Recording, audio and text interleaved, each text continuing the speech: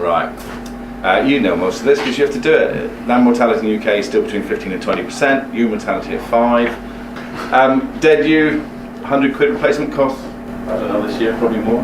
So yeah, £20 a head. Artificial lamb rearing. I do know a little bit about feeding baby calves and baby lambs, and it's going to cost you more than that this year. I promise you that.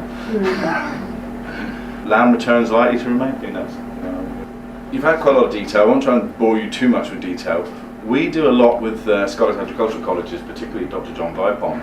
And when I was at college, which was a long time ago, there were genetics and there was nutrition, and the two did not meet. We're now discovering that actually they do. There's an awful lot going on. So this graph shows you what happens if you underfeed cobalt at tupping. Right, so cobalt feeding at tupping, and this is what happens when the lambs are born. So the dark blue is underfed cobalt, and the light blue is the positive cobalt. Activity in lambs, which you've been talking about, up nosing the ewe, and the ability basically get up and go, explore, get up and have a look around, this, that and the other. And this is traced back to feeding cobalt at tupping, not just prior to lambing, at tupping. So if you're going to feed cobalt at tupping, you're going to get poor lambing basically, or not as good at lambing. And I think really what I want to say to you really is, we keep finding new things, and Scottish agricultural colleges and people like here at Bristol University keep finding new stuff all the time. So these groups are really great for keeping you up to date with what is going on. And you cannot concentrate on one part of the year. You have to get it right all year round. Because if you get it slightly wrong at tupping, this is what happened to lamb. So that's cobalt. Just a few little tips of the trade. You may well be, because cobalt's been limited by EU legislation because it's actually a carcinogenic as a dust. So we've got to be very careful in our mill using the stuff because of the men using it and this, that and the other.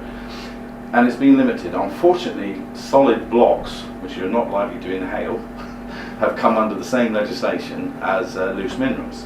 So cobalt has been limited in all products. We're low in cobalt in this area generally, and Dartmoor's particularly bad, but around here would probably not be wonderful. You've been limited because of this legislation. You may find people saying, "Oh, I'll put vitamin B12 in instead because it's needed to form cobalt." It doesn't work in a ruminant. Vitamin B12 is digested in the ruminant and doesn't form cobalt. Lambing time is obviously critical. 75% of your ewes die at lambing, and 70% of your lambs.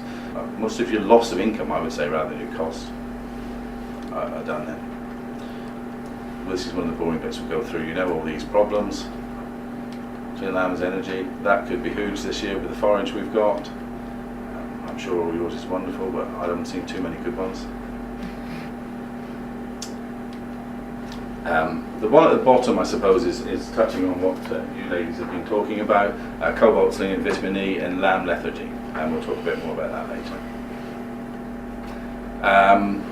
That's why they all die.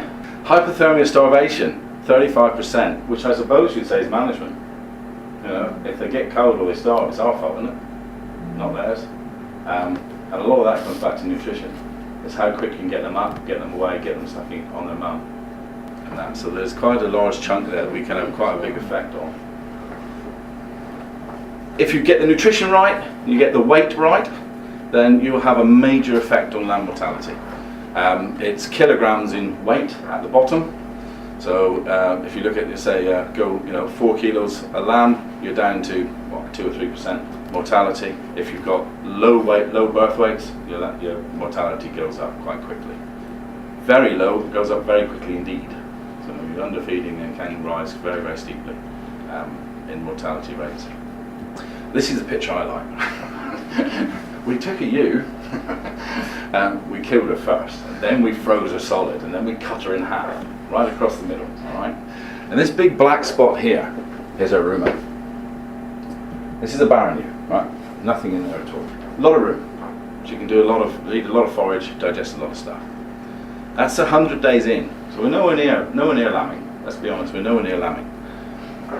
That's her rumen, that little black spot there. This is her lambs. If you look closely, you can just about see there's twins in there.